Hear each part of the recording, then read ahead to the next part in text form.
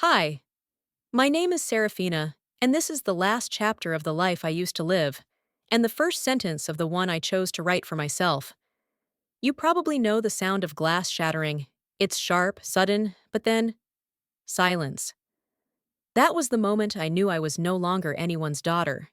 It wasn't just a vase that broke that day. It was the myth of love in our house. And it began, like it always did, with my sister, Lilith. Lilith had this uncanny ability to twist reality until she believed it herself. Our mother? She didn't need convincing. She drank every lie Lilith served as if it were gospel, desperate, maybe, to believe that one of her daughters could be golden. Spoiler, it wasn't me.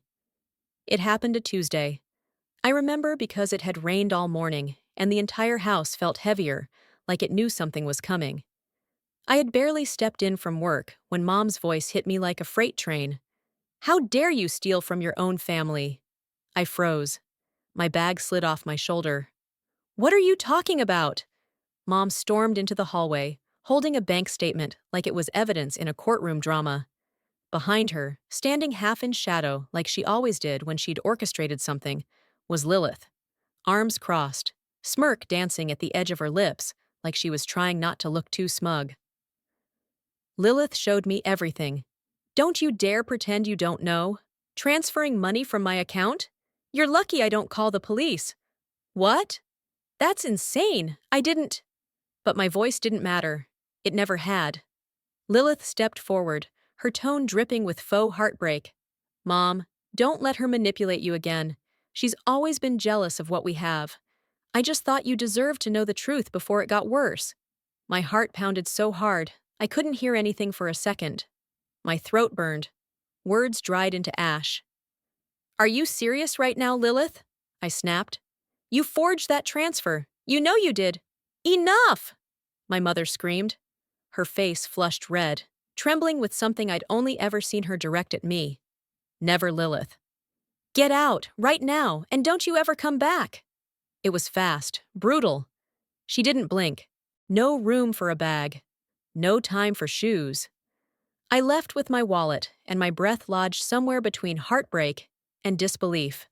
Let me tell you something about betrayal. It's not the act that breaks you. It's the silence that follows. The stillness of a room that no longer holds your scent. The way the door clicks shut behind you, like it never meant to let you in at all. That night, I slept in my car parked behind a gas station, trying not to cry because my tears kept fogging the windshield.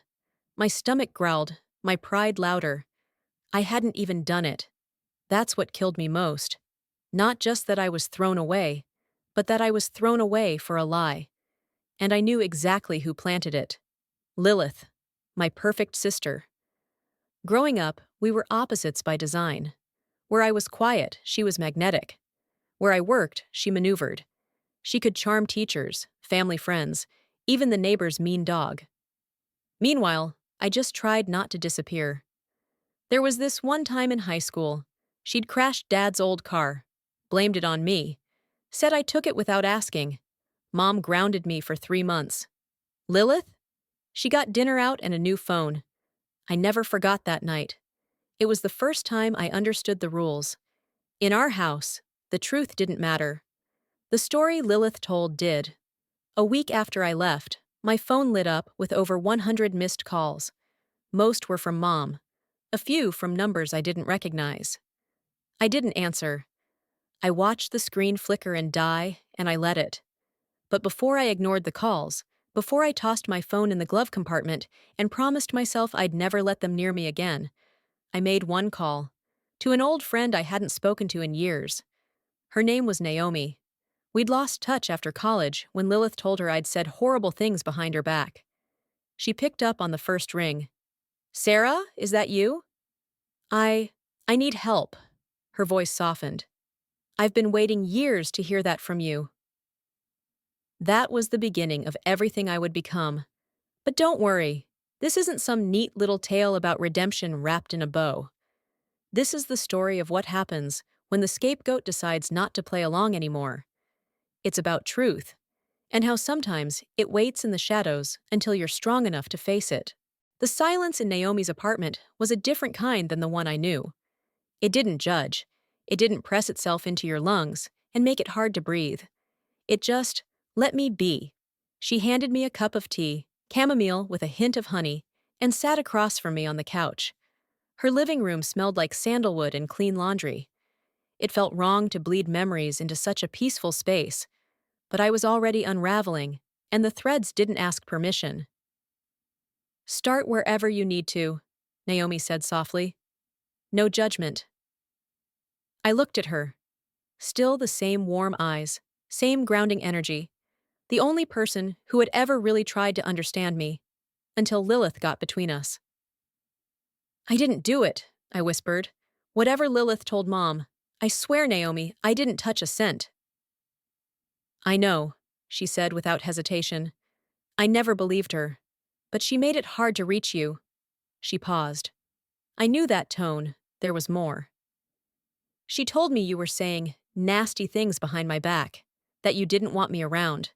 And after a while, I figured maybe you just didn't care. I never said any of that, I said, voice cracking. I missed you. I missed you too.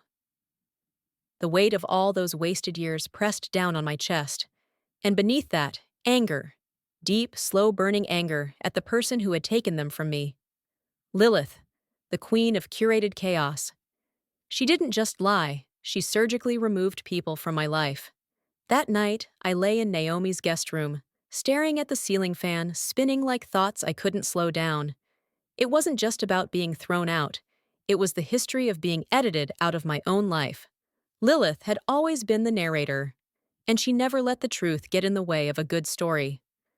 There was a memory, one I hadn't touched in years. I was 16. We had a family barbecue. I remember because it was the only time Dad's brothers were all in one place. Uncle Rick gave me a camera, an old Nikon he'd fixed up. I was obsessed with it for months. Then one morning, it was gone. I searched everywhere. Mom said I probably lost it.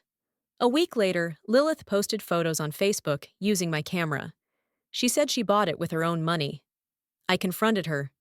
You stole it from me. Prove it, she said, smiling. And besides, you're always so careless. You don't deserve something that nice. And Mom? She sided with her. Maybe if you were more responsible, you'd keep your things. That was Lilith's gift. She didn't just take. She made you feel like you didn't deserve to keep anything. Back in the present, I found myself scrolling through Lilith's Instagram at 3 a.m. Her life looked pristine. Pictures with Mom at brunch. Hashtag Dr. Family First. A new SUV. The caption read, Hard work pays off. My stomach turned. I knew that SUV was financed with the same account she'd accused me of stealing from. I clicked on a video. She was at a charity gala. She was giving a speech. I watched her talk about integrity, about women supporting women. Her voice was so smooth, so convincing, that if I didn't know better, I might believe her too. But I did know better. And something in me shifted. Not in a vengeful, soap opera way. Something colder, clearer. I wasn't going to play the ghost in her story anymore. A few days later, Naomi and I sat in her car outside a downtown cafe. I'd called in a favor with someone I knew from a short internship, Wes, a cybersecurity consultant. He owed me for helping him cover a scandal when he was being smeared by a former employer. So, you want access to Lilith's financial trail? Wes asked, sliding into the back seat with a laptop. I want to know where the money went. I want to know what she's hiding. You realize this isn't exactly legal, right? Neither was what she did to me. Wes looked at me for a long moment, then nodded. You've changed, Serafina. No, I said. I just stopped apologizing. The next few hours were a blur of logins, backdoors, spreadsheets. Turns out, Lilith wasn't just stealing from Mom. She had 2 secret accounts, one overseas, one connected to a luxury condo in Miami under a fake LLC. She was planning something big, and she wanted me out of the picture before it happened. Looks like someone's about to vanish, Wes said. I stared at the screen. One transaction caught my eye. $5,000 sent to someone labeled only as RL. Can you trace that? Already did. It's a private investigator. My breath caught. She's having someone follow me. And just like that, I realized Lilith wasn't content with pushing me out. She wanted to make sure I never came back, never uncovered what she was doing. I wasn't just a scapegoat, I was a threat. That night, as I watched the city lights flicker beyond the window, I made a choice. I wouldn't go to the police. I wouldn't go crying back to Mom. I was going to burn the mask off Lilith's face, with her own truth.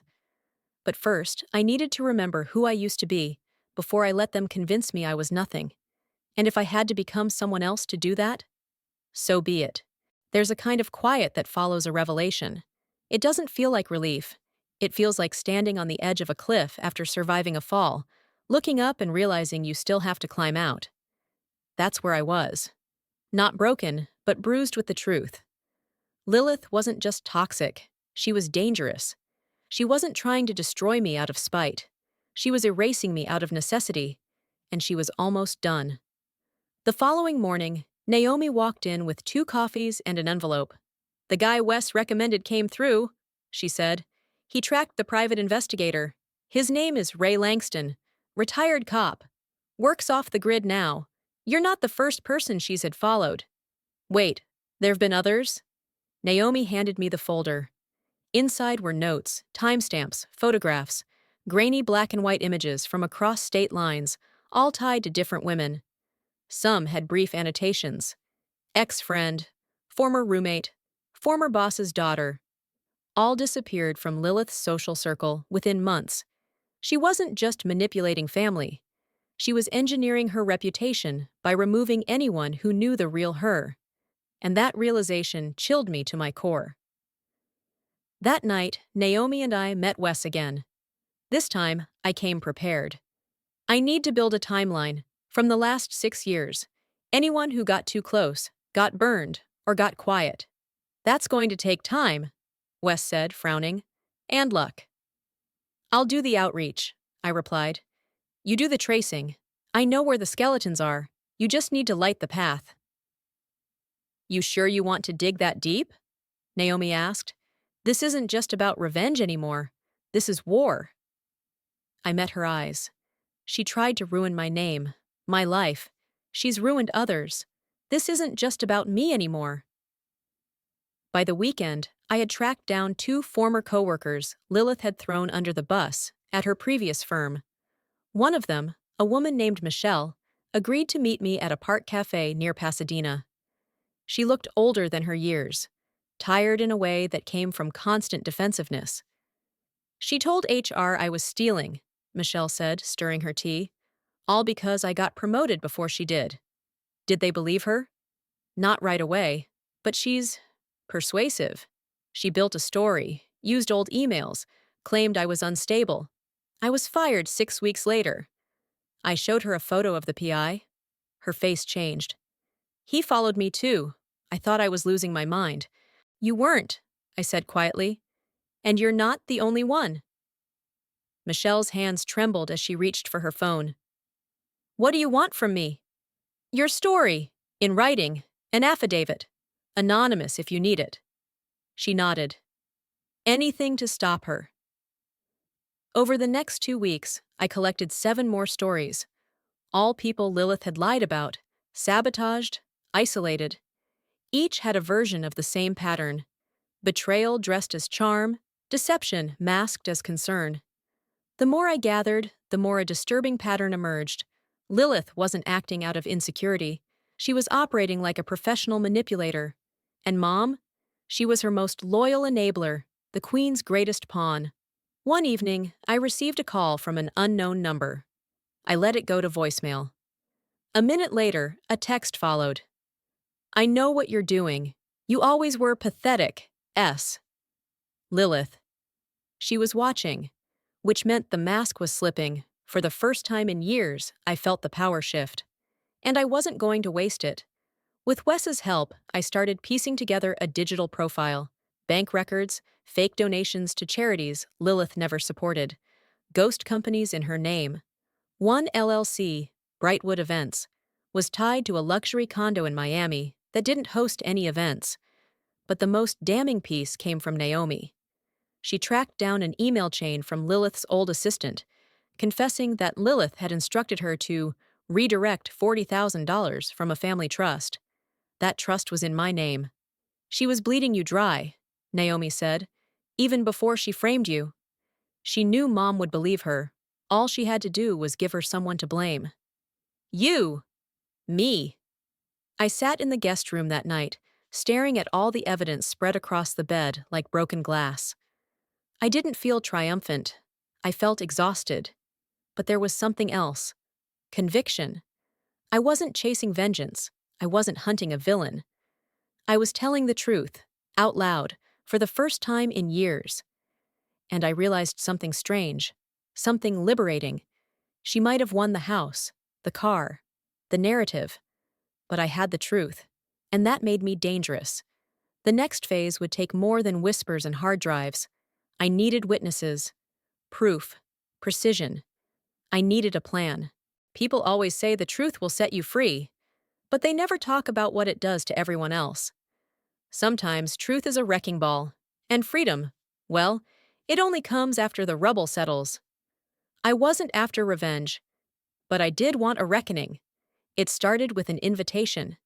Lilith had posted about a charity fundraiser she was co-hosting with a well-known businesswoman. A black tie gala in Los Angeles, streamed online, open to community leaders and media outlets.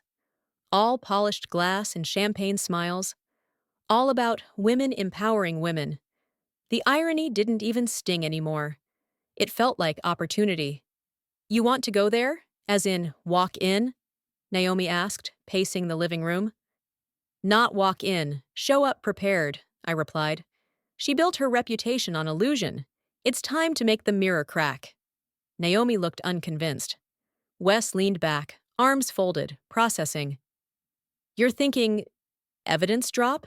He asked. Publicly, quietly. Let her fall on her own lies.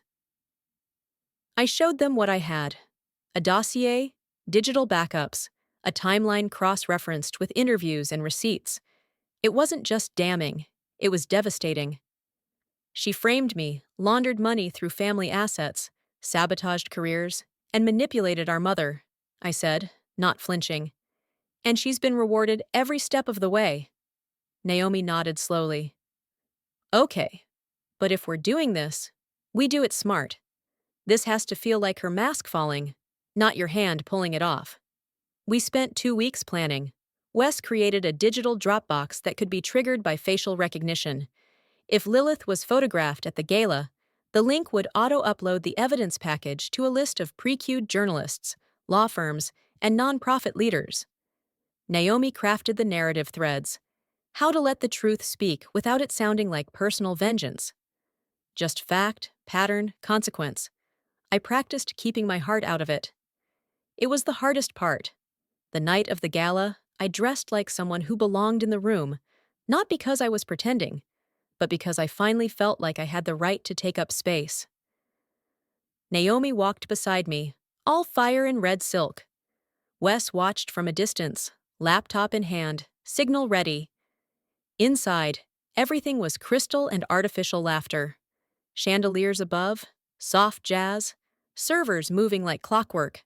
Lilith stood near the stage, smiling beside the host, speaking in gentle tones as photographers clicked away. I felt my stomach twist. You okay? Naomi whispered, just remembering how good she is at pretending. And then Lilith saw me. Our eyes locked. She faltered, barely noticeable. A microsecond of recognition, calculation. Then she smiled and excused herself from the conversation. She walked straight to me. Well, well, the prodigal parasite returns. Don't worry, I said, voice low. I'm not here for a scene. Good, she hissed, because if you think anyone in this room would believe you over me. I don't need them to believe me, I cut in, just to see you. Her smile faded. A minute later, someone took a photo of her. The flash wasn't dramatic. The moment passed unnoticed. But for us, it was everything. The trigger was set. Within 15 minutes, the uploads began. Quiet pings to inboxes around the room, phones buzzing in pockets, screens lighting up. By the time Lilith was called on stage to give her keynote speech, the first murmur had begun. A man near the back whispered to a colleague. A woman stared at her phone, then up at Lilith. A ripple of tension moved across the crowd like a shiver. Lilith sensed it. She adjusted the mic, smiled wide, began to speak, and then her co-host tapped her shoulder, whispering something into her ear. Her face didn't move, but her eyes did. Panic. She rushed off stage, a hush fell, and I quietly walked away. In the car, Naomi exhaled like she'd been holding her breath for hours. Wes was already tracking mentions of Lilith's name across social media and news platforms. "It's happening," he said. "Emails are bouncing. A few people you sent info to are sharing it. Looks like 2 former coworkers are giving statements already." "Good," I said. "Then it's not about me anymore." The next morning, my phone had 12 missed calls from unknown numbers, one from Mom. No voicemail. But then a text from her appeared. "What did you do to your sister?" I didn't answer. There was nothing left to explain. Not to someone who refused to see. But the world did see. Within days, Lilith was under investigation. The nonprofit she partnered with suspended their association. Her employer placed her on indefinite leave. Public relations disaster. And still, no apology. Not from her. Not from Mom. But that wasn't what I needed. I needed my voice back. And now I had it. It was strange how silence could feel different, depending on who it came from. The silence after Lilith's fall was thick with fallout. News articles, calls ignored, friends pulling away from her in quiet batches. I watched the collapse from the sidelines with a strange numbness, not victory. More like closure pressing gently on an old wound. But the silence from her, from Mom, was something else. Heavy, deliberate, almost daring. It was the silence of someone still hoping you'll be the one to crawl back first. Naomi handed me her phone. There was a voicemail. "You need to talk to her, even if it's for yourself," she said gently. "And say what?" "I don't know. But if you leave this undone, it'll rot somewhere inside you. You didn't do all this work to walk away with that weight." She wasn't wrong. But I wasn't sure I was ready to hear my mother's version of the truth, the version where Lilith was still innocent, and I was still disposable. Her house hadn't changed. Same beige siding, same cracked walkway, the same scent of overwatered potted violets that had followed me through childhood like a perfume of disappointment. I knocked. Waited. Then I heard her. "Serafina?" Her voice was tentative, confused, as if I were a ghost. "Yeah, it's me." She opened the door slowly, as though it might burn her fingers. "Why now?" she asked. "I came for answers. And I want you to hear some truths, too." We sat in the kitchen, the table where so many one-sided conversations had happened. Her hands trembled slightly as she poured coffee into chipped mugs. "I saw what happened to Lilith," she said finally. "The papers, the videos. Your name came up. Everyone says it was you." "It was the truth, not me." "Then why did you do it?" I looked her dead in the eyes. "Because you wouldn't." She didn't speak for a long time.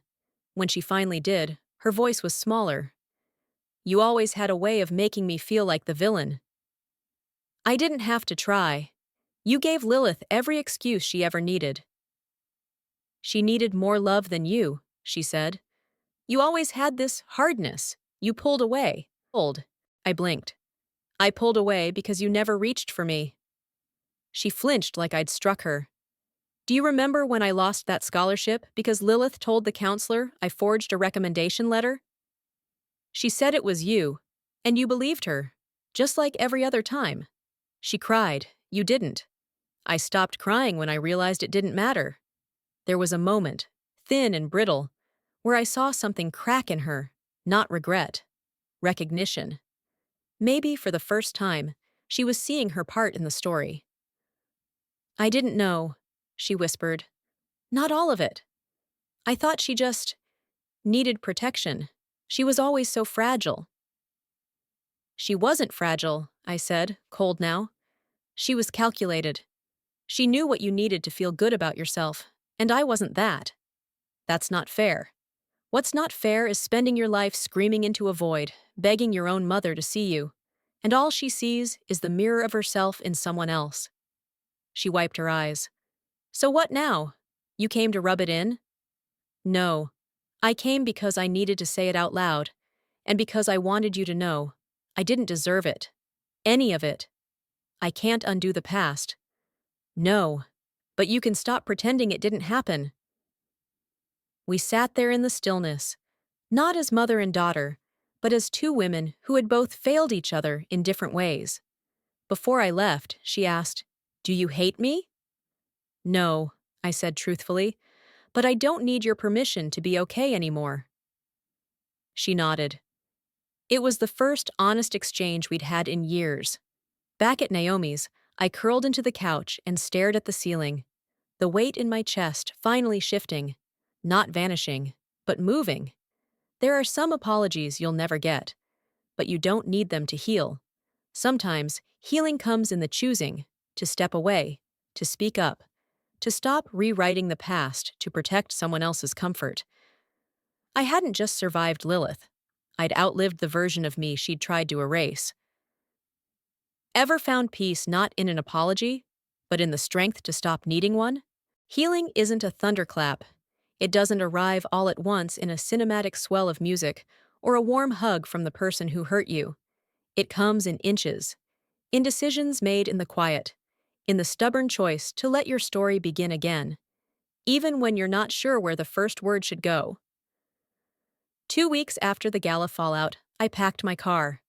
Naomi stood in the driveway, arms folded against the wind. "Are you sure?" she asked. "This is a big move." "It's not running," I said. "It's redirecting." We hugged. Longer than expected. She slipped something into my palm. A key. Her spare apartment in Phoenix. "Just in case LA ever feels too loud again," she whispered. The drive out of California felt like driving through a memory being erased in real time. Every mile a peeling layer. Every exit sign a page I no longer needed to reread. I played no music. I needed the silence. The only thing I brought from my old life, besides a box of records and a battered laptop, was a journal I hadn't opened since college. I filled 3 pages at a rest stop just past Flagstaff. One line stuck out as I reread it hours later. I am no one's scapegoat anymore. Phoenix was different. Dry air, slow mornings, people who smiled at you in coffee shops without trying to decode your value in a glance. I got a small apartment above a bookstore that smelled like cedar and second chances. The landlord, Jean, was a retired schoolteacher who left homemade granola on my doorstep the second morning. "Saw your eyes," she said the first time we spoke. "I know the look of someone rebuilding." There's something about being seen, really seen, that doesn't sting when it comes from someone who expects nothing from you. I found work at a community outreach center.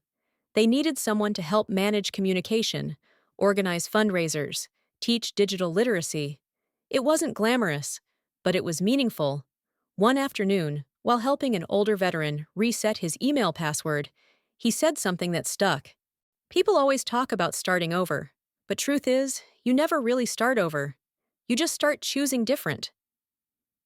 He didn't know it, but he'd handed me the words I'd been grasping for. 3 months in, I realized I hadn't once Googled Lilith. She hadn't resurfaced publicly. Last I'd heard, through Wes, she'd hired a crisis PR firm and was quietly trying to scrub her name from major search results. But I knew better. People like her don't disappear. They hibernate. One day, I got a letter from my mother. Not a text. Not a call. A letter. Handwritten. "You probably don't want to hear from me. I'm not asking for forgiveness. But I'm trying to understand. I've started therapy. I see now that I made you smaller so I could feel safer. That wasn't love. I don't know what it was. But I'm sorry, I was wrong. I hope you're building something beautiful. I stared at that last sentence for a long time, because I was. And she didn't need to know the details. That was the twist. After a lifetime of shouting to be heard, I didn't need an audience anymore. One afternoon, I volunteered to speak at a local women's group. Nothing grand. Just a room of mismatched chairs and women who had lived through things that never made headlines. I told them pieces of the truth, not names, not scandals. Just this. Sometimes the most radical thing you can do is walk away without setting fire to what hurt you, to leave it unburned, just behind. A woman in the back nodded through tears. Another clapped once, softly. And that was enough. By month 6, I had a freelance contract writing grants for nonprofits. I started journaling regularly, and one night, on a whim, I submitted an essay, an anonymous one, to a magazine. The title? When You're Done Being the Villain in Their Story. They published it. Thousands read it. Some wrote back.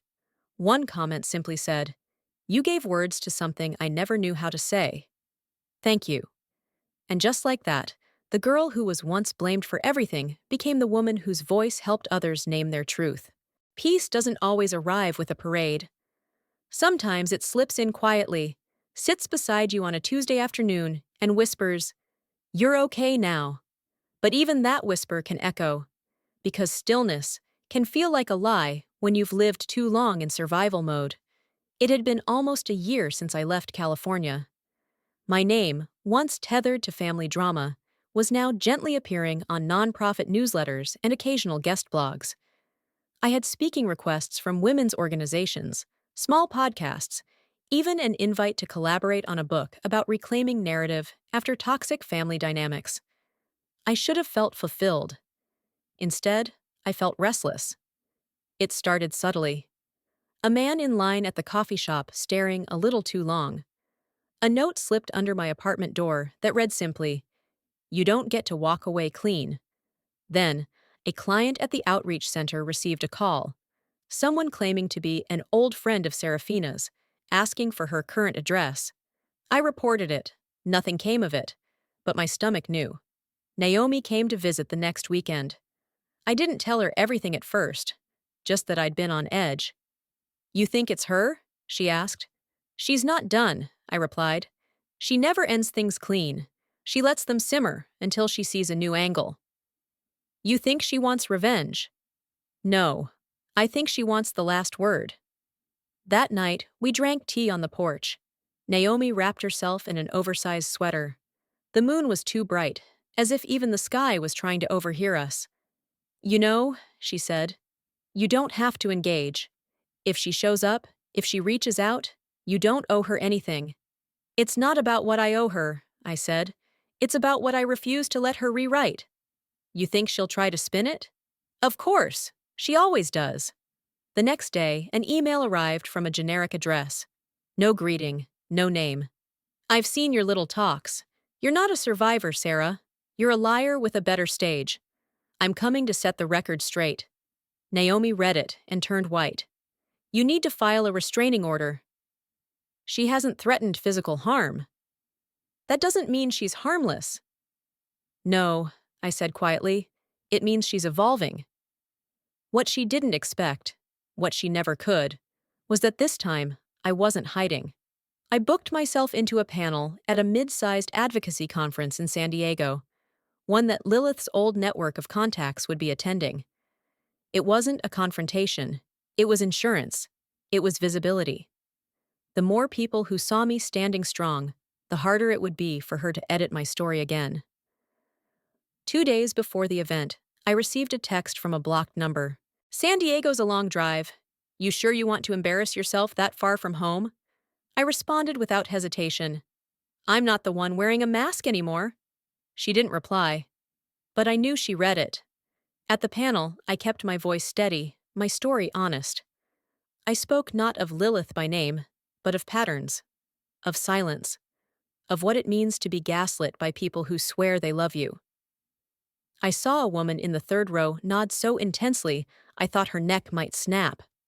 Another scribbled so fast she tore her notebook page. A man, graying at the temples, wiped his eyes and didn't hide it.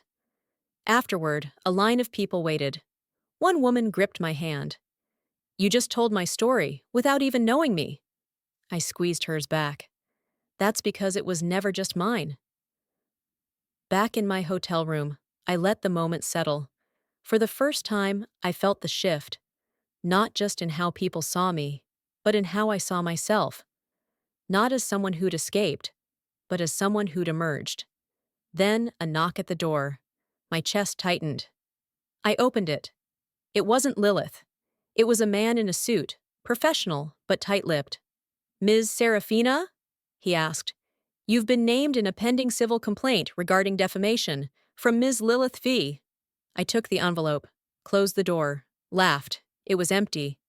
The envelope, no papers, no lawsuit, just a note. "I told you I'd get the last word." I stared at it.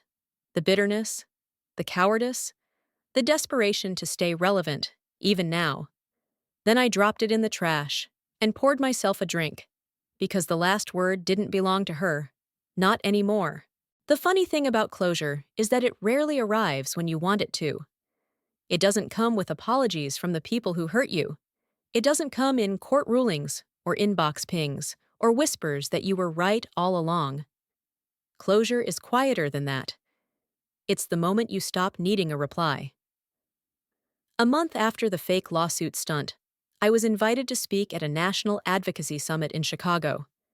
Big stage, big lights, bigger reach than anything I'd ever imagined when I first left home with a duffel bag and a heart full of broken glass. But this wasn't about proving anything anymore. This was about planting something that might grow in someone else. I took the train up. Packed light, no glam team.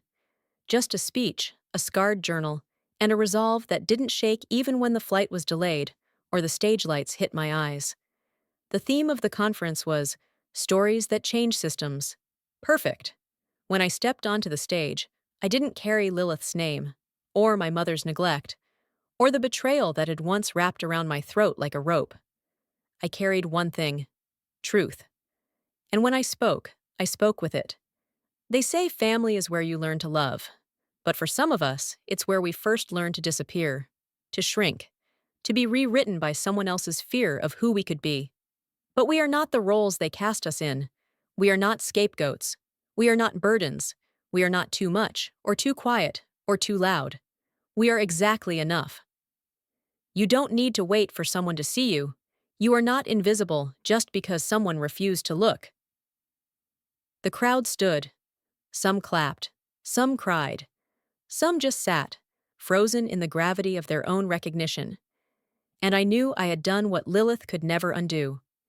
I had become me, loudly, unapologetically, and permanently. A week later, I got an envelope in the mail. No return address, but I knew the handwriting. It was my mother. Again. "I watched your speech. A friend forwarded it. I saw what I couldn't before. I saw you. And I'm sorry I waited until the world had to show me who you are." She included a photo of me at 9, grinning wide, holding a crooked science fair trophy, cheeks smudged with marker ink. I remembered that day. It was the last time I let myself believe she was proud of me. "You've built something beautiful," she wrote. "I was too broken to see it up close. But I see it now." I didn't cry, but I folded the letter gently, placed it in my journal, and let the ache pass through like a breeze. 2 months later, I walked through a bookstore in Denver after a panel and saw a young girl staring at my essay collection on a display table. She picked it up, flipped it open, then looked up at me. "Did you really write all this?" she asked, skeptical. "Every word." She nodded. "It's cool. You don't sound like you're trying to be smart. You sound like real." That night, I wrote this in my journal. To be real in a world that tried to erase you. That is the revolution. Lilith never resurfaced after the San Diego threat. Her accounts went private. The whispers dried up. I didn't dig. I didn't track. I didn't wonder. Her story wasn't mine anymore. and mine was no longer about her. On the anniversary of the day I was thrown out, I lit a candle, not for mourning, not for anger, but for everything that version of me survived, for the girl who once begged to be seen, who now stood on stages and showed others how to see themselves. We are not the wounds, I said aloud in the quiet. We are the healing. And if you're reading this, or listening, maybe you've been the quiet one, the blamed one, the one who left not to escape, but to breathe. Maybe someone told your story wrong too, but you're still here, which means you still get to tell it. You still get to choose what comes next. I used to believe that walking away meant losing, that silence meant surrender. But now I understand. Sometimes the bravest thing you can do is leave behind what no longer lets you grow. My story isn't about revenge. It's about reclaiming your voice after years of being told who you're supposed to be. If you've ever felt like the outsider in your own family, I want you to know, you're not broken. You're breaking cycles. Have you ever had to walk away from someone you loved to protect your peace? How did it shape you? If this story resonated with you, leave a comment. Tell me where you're watching from or what part hit home the most. And if it didn't speak to you, I'd still love to hear why. We grow through stories, especially the ones that challenge us. If this video reached your heart, don't forget to subscribe so you won't miss what comes next. This channel is for real people, real stories, and for those of us who are still writing our own ending.